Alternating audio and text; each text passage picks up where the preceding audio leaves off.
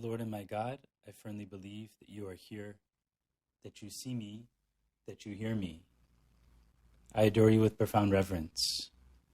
I ask your pardon for my sins and the grace to make this time of prayer fruitful. My Immaculate Mother, Saint Joseph, my Father and Lord, my guardian angel, intercede for me. I read an interview once of a couple who had been married for many years and had formed a large family with many children, a beautiful family. And at one point, the interviewer asked the wife, "Do you have any advice for newly married couples?" And she responded, "Yes, I would tell newly married couples to never stop working on making your marriage better and stronger with each passing day, each passing year. Marriage requires total self-giving, but sometimes it takes time and effort, more time and effort than you think, to discover the best ways to give oneself more generously to one's spouse. These ways may change over time, and as the children grow older, it should be a daily concern to find ways to give yourself generously to your spouse." And then she continues, "After we had been married about 10 years, my husband and I took a marriage class called Marital Love. Through it, we met other couples who were also committed to building strong marriages. One couple taught us about a concept that illustrates what I mean by working on your marriage daily. They called it making a DTL, or a decision to love the other person each day and in little ways. We don't fall in love without our will and our intellect. We choose to love a person, and we can renew this decision again each day by choosing to do small acts of service for the other person. That's a DTL.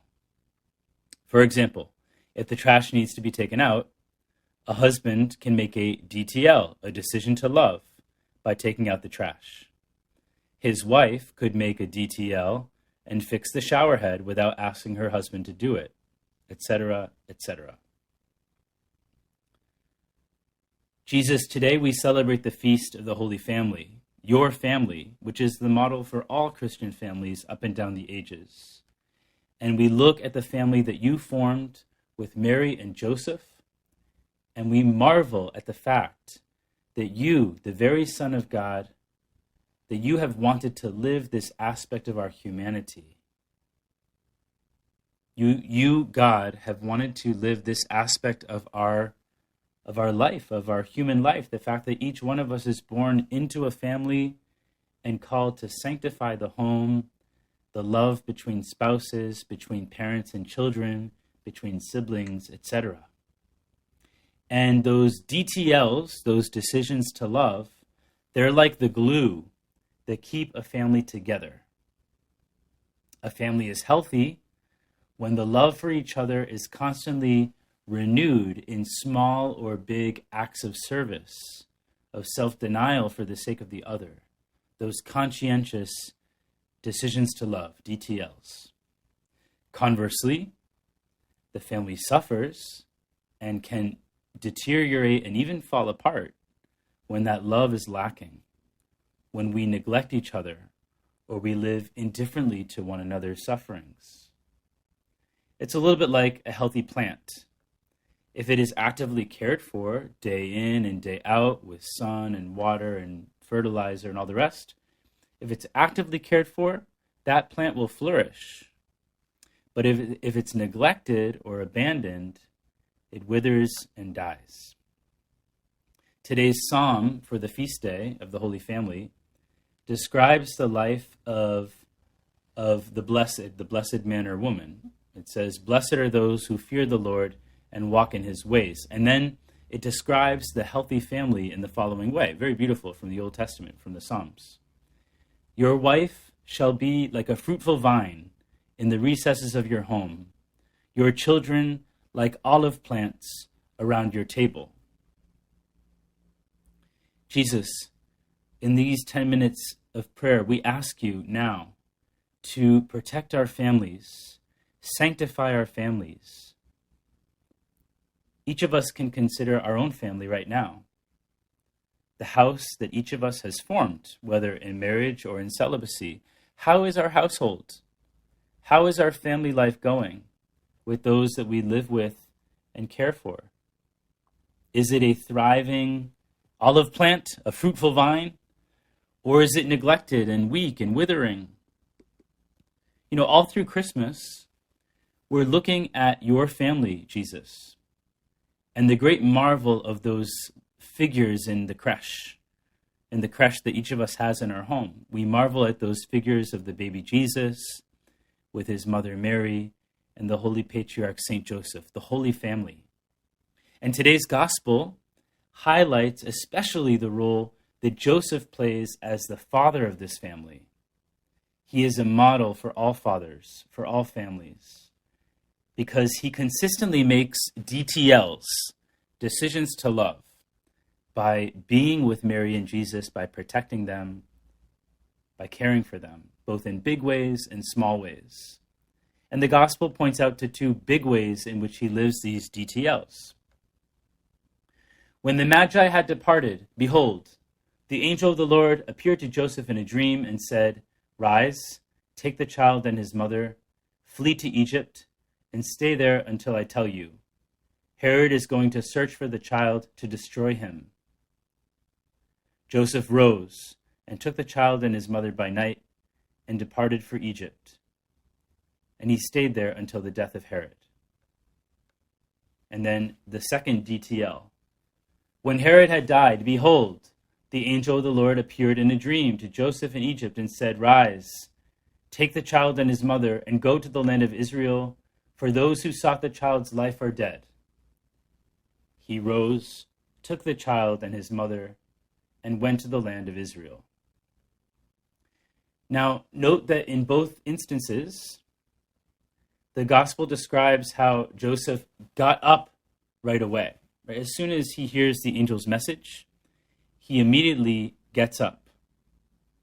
He acts. He takes the decision into his hands and he moves, despite the hardship that this would have entailed for him. Of course, the news of Herod hunting down his child was a surprise. It was a shock.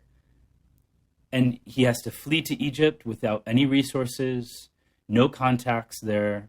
He probably had to find a new job. He certainly had to find housing, etc., etc., etc. All sorts of unknowns and risks that he had to take. And the same goes for the return back to Israel. Maybe they had finally settled in Egypt. They were probably there for at least 3 years. And it would have been hard to pick up again and move his family. And with the worry of how to ensure the child's safety with a new king. But he doesn't hesitate. Joseph does not hesitate. In both cases, he makes a firm DTL, a decision to love. Jesus, help us to reflect on our own situation in our own family. Think of our own life. And sometimes we know that there are hard asks that we can encounter in our family life. I don't know, even something as simple as getting up to clear the table at the end of the meal. Are we prompt in making that DTL, that decision to love, to serve our families, or do we resist? Are we kind of the last one to move because we're thinking more about our own comfort? St. Josemaria, the founder of Opus Dei, he spoke about the need to work at our family life day in and day out. We have to work on our marriage. We have to work on our parenting, on caring for one another.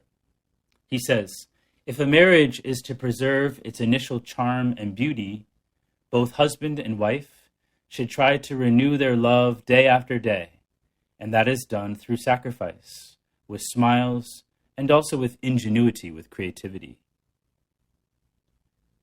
Do we have this ingenuity? Do we have this creativity, this willingness to make DTLs that surprise our loved ones? And Christmas is a great time to kickstart those efforts in living family life with great affection, with true devotion to our loved ones. Let's brush off the dust if we have grown a little lazy and selfish, or if we've isolated ourselves from our family in any way. Begin again. Rededicate yourself to your spouse, to your kids, to your parents, to your siblings. And you, Jesus, you'll show us how to do this. It's enough that we observe the life of the Holy Family and place ourselves under the protection of you, Jesus, of Saint Joseph, and of our Blessed Mother, Holy Mary. I thank you, my God, for the good resolutions, affections, and inspirations that you have communicated to me in this meditation. I ask your help in putting them into effect. My Immaculate Mother, Saint Joseph, my Father and Lord, my guardian angel, intercede for me.